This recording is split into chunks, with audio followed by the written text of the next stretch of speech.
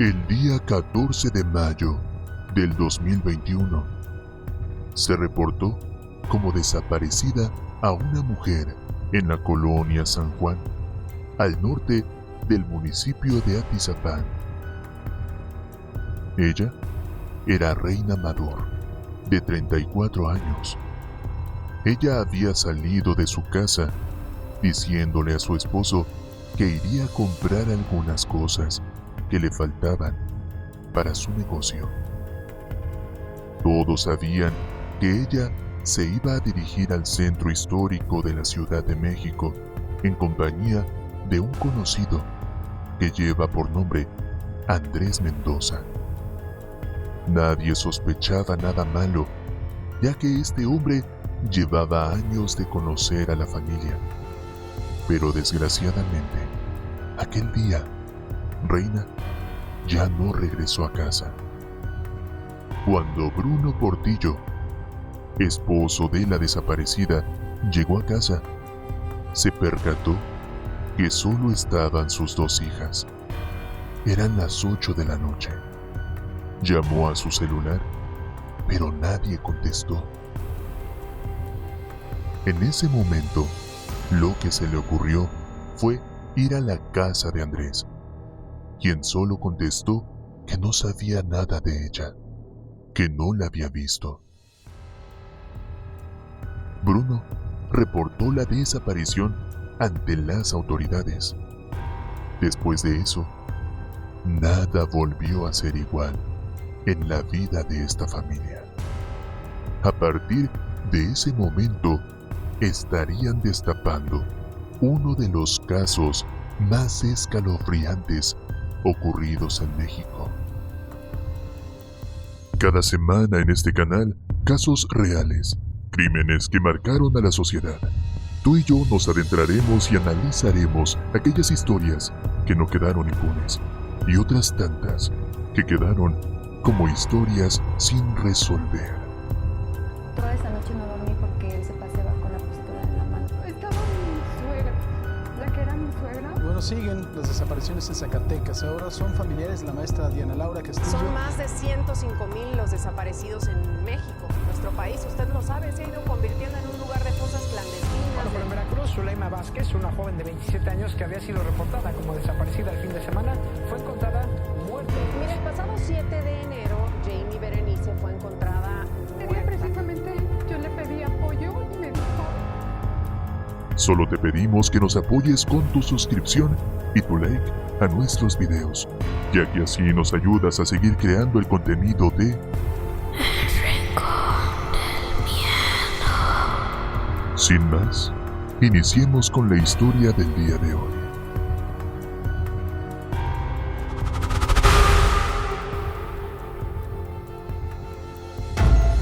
El sábado 15 de mayo, Bruno revisó las cámaras de seguridad de la zona. En ellas se podía ver a su esposa llegando a la calle en donde vivía Andrés, pero nunca se le vio salir de esa vivienda. De hecho, la última ubicación de su celular estaba justamente en ese domicilio.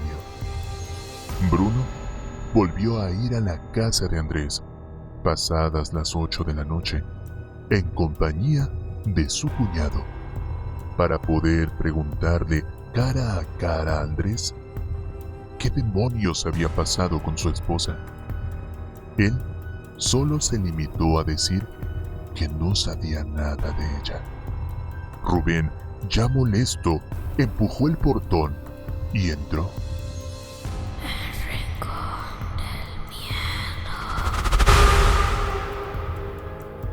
Andrés, con sus 74 años, no pudo hacer nada para detener la entrada de estos dos sujetos. Les dijo que no iban a encontrar nada, pero Rubén sabía que algo no andaba bien. Las luces estaban completamente apagadas, pero eso no le impidió entrar cuarto por cuarto para revisar hasta el más mínimo rincón. Estaba desesperado porque no encontraba nada. hasta que llegó a la recámara donde el sujeto dormía. Ahí pudo encontrar algunas cajas que le llamaron la atención, así que las movió. Y ahí, debajo de ellas, se dio cuenta que había un sótano. No titubeó 2 veces y bajó. Ahí se llevó la gran sorpresa de que había un cuerpo el cual estaba en varias cubetas, y en una mesita de comedor se encontraban algunos restos. Lo más aterrador es que ahí se encontraba, como si fuera una película de terror, el rostro y el de su esposa. Él no podía creer lo que estaba viendo, pero nadie se lo estaba contando. Él lo estaba viendo con sus propios ojos. En la parte de arriba, el anciano trataba de escapar. Salió corriendo de la casa, pero de inmediato lo atraparon. Bruno llamó a la policía. Llegaron rápido, ya que se encontraban cerca del lugar. Los vecinos se alarmaron por tanto alboroto que se estaba causando. Intentaron ayudar a Andrés, sin saber por qué lo estaban esposando. Pero Rubén lo llevó nuevamente al interior del domicilio, interrogándolo, que por qué había asesinado a su esposa de esa manera. Los policías en ese momento no podían hacer nada, ya que necesitaban una orden de cateo. Rubén había encontrado el cuerpo de su esposa, pero algo le decía que no era la única víctima. Se volvió un tema nacional. Los vecinos y las personas que conocían a el anciano quedaron asombrados, pues aseguraban que Andrés Mendoza, a quien todos conocían como el Chino, era un hombre tranquilo.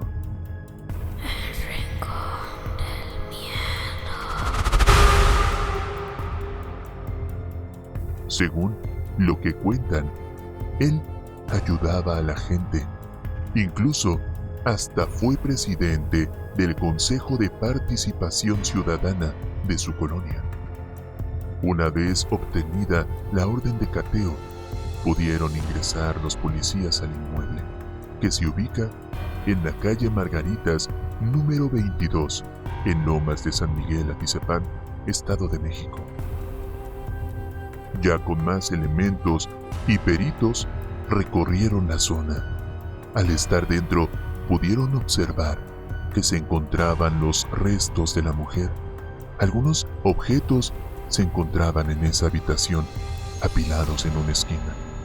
Había una alacena, varias ropa desordenada y algunas fotografías en donde Andrés aparece en actos políticos. Pero lo más relevante de todo fue el cuerpo. Se solicitó apoyo de servicios periciales para el lugar, pero mientras más investigaban y analizaban, más pertenencias encontraban de diferentes personas. Lograron hallar 12 celulares, 12 chips de teléfono, maquillaje, ropa de mujer, carteras, zapatos, collares, una infinidad de accesorios, todos de mujeres. Entre tantas cosas también se encontraron unas cintas de VHS, cuadernos con anotaciones completamente escalofriantes, ya que en ellas se encontraba una lista de mujeres que posiblemente eran sus víctimas.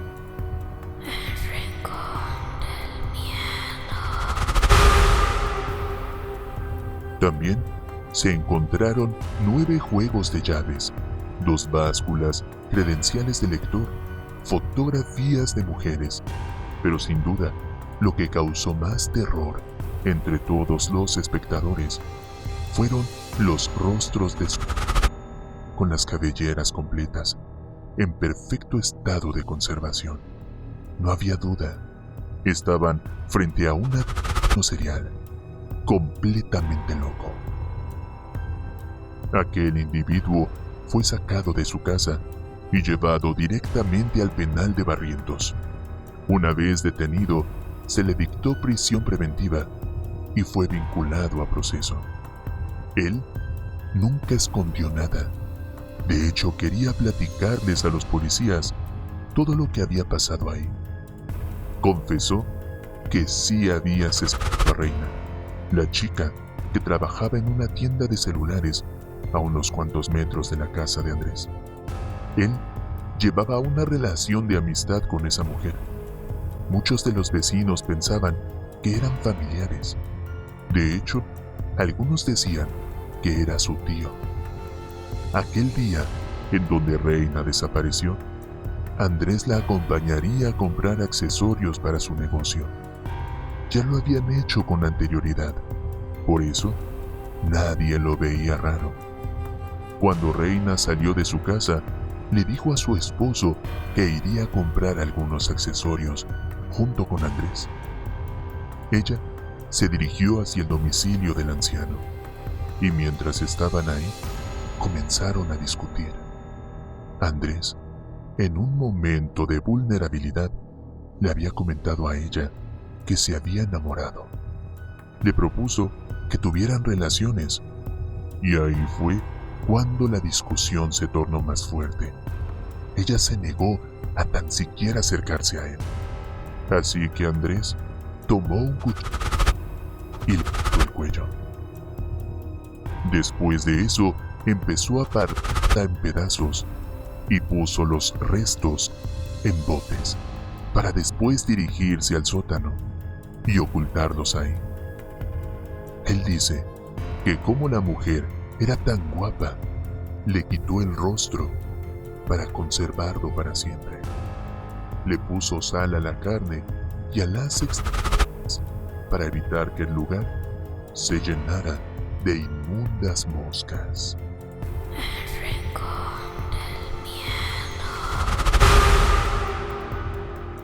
Pero no solo confesó eso, pues él también dijo que debajo de su sótano había enterrado a otros cuerpos de otras mujeres que se habían topado con él.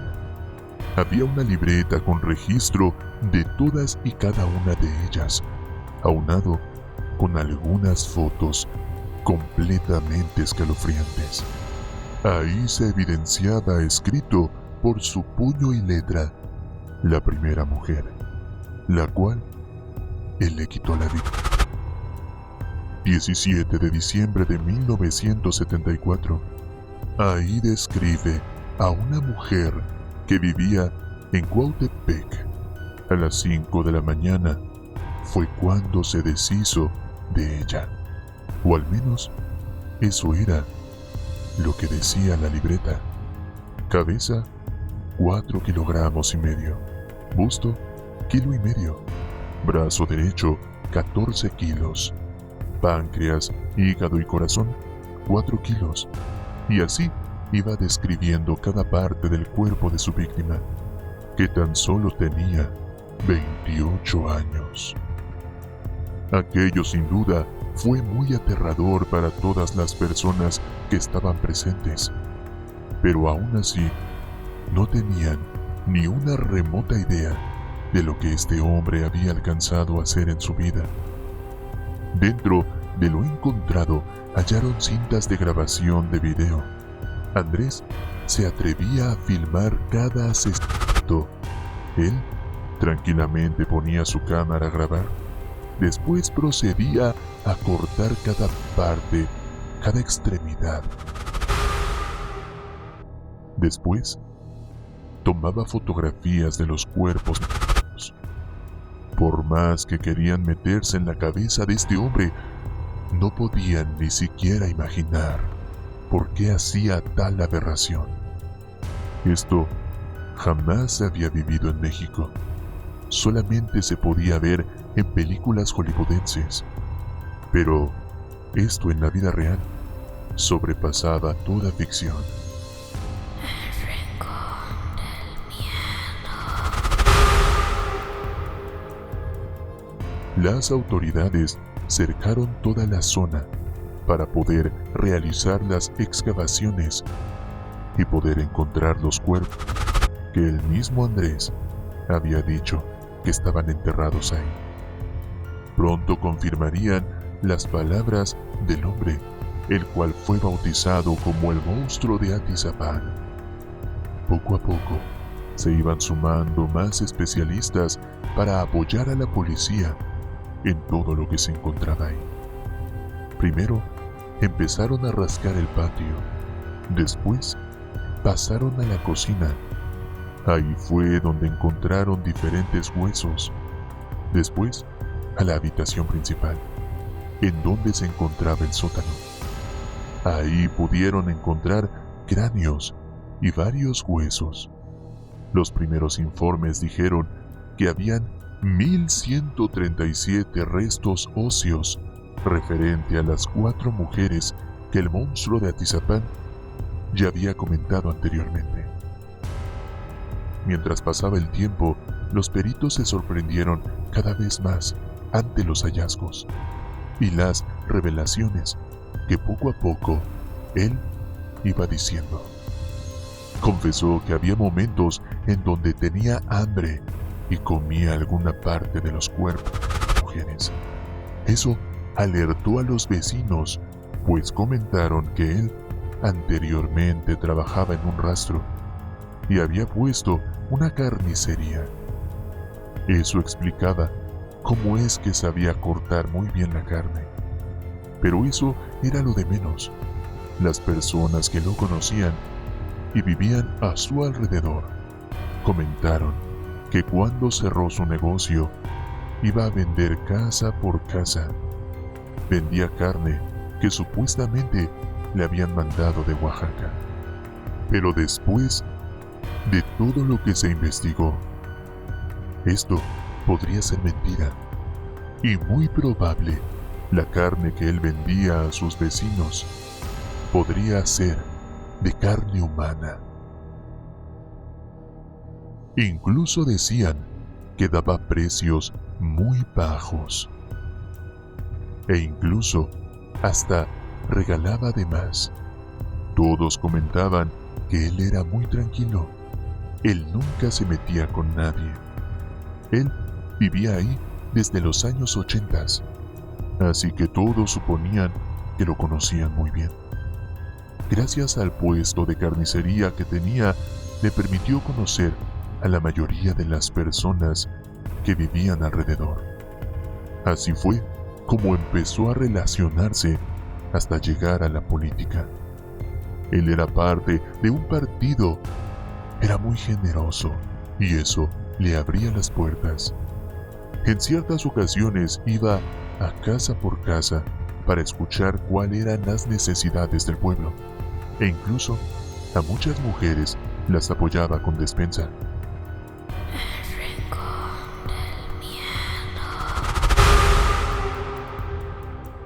Todos tenían en mente que era un hombre modelo, pero también está la otra parte, en donde algunas otras personas aseguran que su mirada era incómoda, que veía a las mujeres con mucho morbo.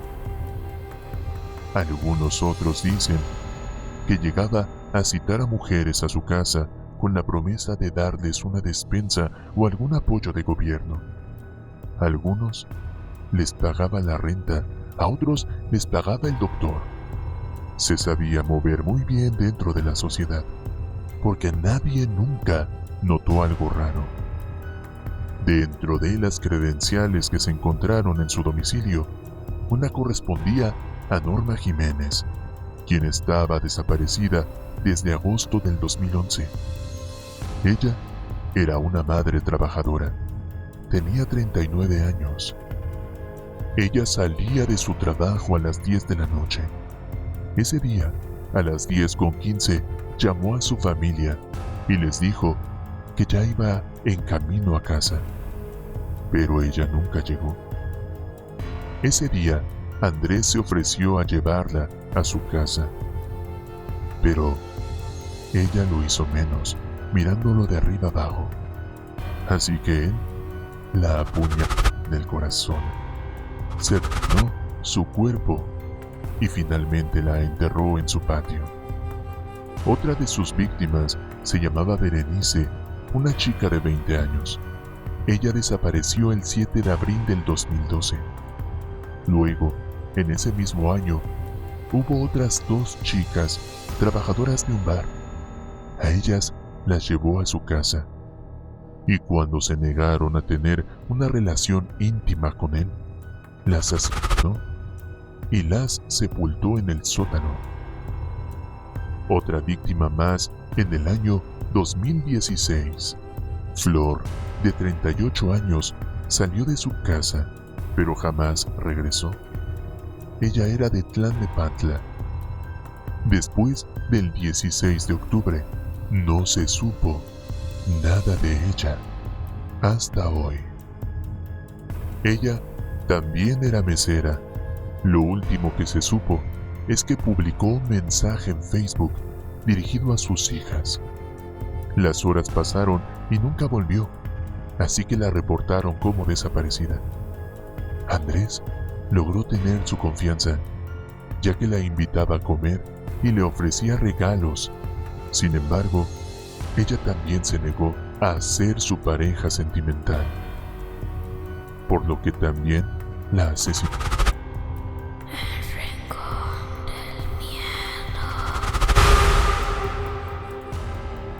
En una de las credenciales que él tenía, había una de una chica llamada Rubicela Gallegos, de 32 años, quien desapareció el 20 de julio del 2019.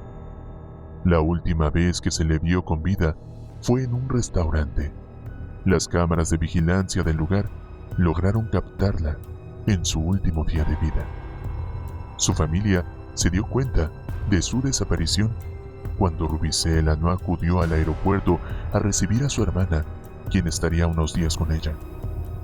Su hermana se dirigió al apartamento donde vivía y no la encontró. Solo encontró a su sobrino de 5 añitos, que llevaba abandonado ahí 5 días, en el inmueble. Fue hasta el 27 de julio que se reportó su desaparición. La motocicleta en la que viajaba fue encontrada en la colonia San Javier. No había rastro alguno de la chica. El monstruo de Atizapán dice que escogía a sus víctimas por ser bonitas, pero si ellas lo rechazaban, estaban firmando su sentencia. Él las invitaba a su casa y les prometía darles alguna ayuda o darles un poco de dinero, pero cuando ellas se negaban, ya las estaba esperando con un cuchillo. Primero, iba directo al corazón o al cuello. Rápidamente les tapaba la boca para que no gritaran. Una vez que dejaban de moverse, procedía a desmembrar. Como él se había enamorado del rostro de cada chica, hacía todo para conservarlo. Después se disponía a aventarlas a un hoyo dentro de su domicilio. Ahí es donde colocaba las partes del cuerpo sobrantes y los cubría con una gruesa capa de cemento. Mientras más pasaba el tiempo, los peritos más hallaban en el lugar. El conteo final fueron 3.787 restos de huesos encontrados en esa casa. Se quedó muy alejada el conteo final, ya que por lo menos 17 mujeres estaban ahí enterradas. Era una ardua labor, ya que tenían que limpiar minuciosamente cada parte que encontraban para poder identificar de qué cuerpo pertenecía. Días después, familiares de otra mujer desaparecida se acercaron a la policía para ver si encontraban ahí a su familiar. Ella se llamaba Marta Dorantes, tenía 33 años. Ella vivía a unas cuadras de Andrés. Ella salió a las 8 de la mañana, se iba a dirigir al banco. Lo último que se tiene registrado es que su hijo de 15 años le marcó y ella le comentó que estaba en la colonia Villas de la Hacienda. Después de un tiempo, le volvió a marcar, pero su mamá ya no le respondió. Después de varias horas y al ver que ya no regresaba, sus hijos acudieron a la fiscalía para reportar su ausencia. Después de ahí, ya no se volvió a saber de ella. Pero algo que vinculaba a esta mujer con Andrés era que la conocía. Le había ofrecido trabajo de limpieza en las oficinas de Participación Ciudadana. En cuanto sus familiares vieron la terrible noticia, sabían por qué ya no había aparecido. Otra posible víctima era María Mares y su hijo Edgar, de 7 años. Ellos desaparecieron el 24 de diciembre del 2014. Las hermanas de María declararon que la mujer era madre soltera. Ella vendía dulces y su hijo siempre la acompañaba. Andrés le permitía guardar el puesto en su casa. Él le había prometido que gestionaría un pequeño lugar para que pudiera vender sus cosas. Por supuesto, no podía faltar la promesa de darle una despensa. El día que María desapareció junto con su hijo, dejó dicho que no iría muy lejos. Pero las horas transcurrieron y ellos no regresaron. Sus familiares salieron a buscarlos, preguntando con todos los vecinos e incluso a Andrés. Él se ofreció a acompañarlos para seguir la búsqueda, así que nadie sospechó de él. Como se había dicho anteriormente, él era muy respetado por la colonia, ya que ayudaba a todos. Era la coartada perfecta. Hay algunas vecinas que dicen haberse salvado, ya que una de ellas, encargada de una tienda de abarrotes, recordó que años atrás él le quería regalar unos boletos para la feria de la colonia. Era muy insistente. Decía que fuera a su casa para recoger los boletos. Otra vecina que vivía sola con su hijo le prometió que le compraría un celular a cambio de que fuera a su casa, pero ella lo rechazó. Se sienten agradecidas con Dios de no haber caído en la trampa de este monstruo. La última cifra de los restos fueron 4.300, correspondientes a 18 mujeres y un menor de edad. Estas cifras fueron anunciadas al finalizar la búsqueda en todo el domicilio. Fue una ardua labor por parte de los peritos, analizar hueso por hueso y ver cuál era de cada cuerpo, obtener el perfil genético, el cual arrojó con el ADN que eran 19 cuerpos pertenecientes a 11 familias diferentes. Por tal motivo, el monstruo de Atizapán recibió una sentencia vitalicia por el caso de Reina Amador y también un monto a pagar de 1.344.000 pesos a familiares de las víctimas. Aunque él ha afirmado en días recientes que asesinó a más de 30 mujeres. Con esto queda claro que las apariencias engañan. Aunque el monstruo de Atizapán dice que la policía está en un error, ya que no fueron 19, sino más de 30. Puede que haya alguien en tu colonia muy amable con cada uno de ustedes, pero caras vemos.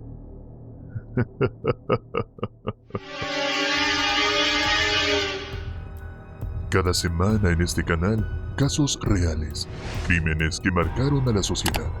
Tú y yo nos adentraremos y analizaremos aquellas historias que no quedaron impunes y otras tantas que quedaron como historias sin resolver. Solo te pedimos que nos apoyes con tu suscripción y tu like a nuestros videos, ya que así nos ayudas a seguir creando el contenido de El Rincón del Miedo. Hasta la próxima.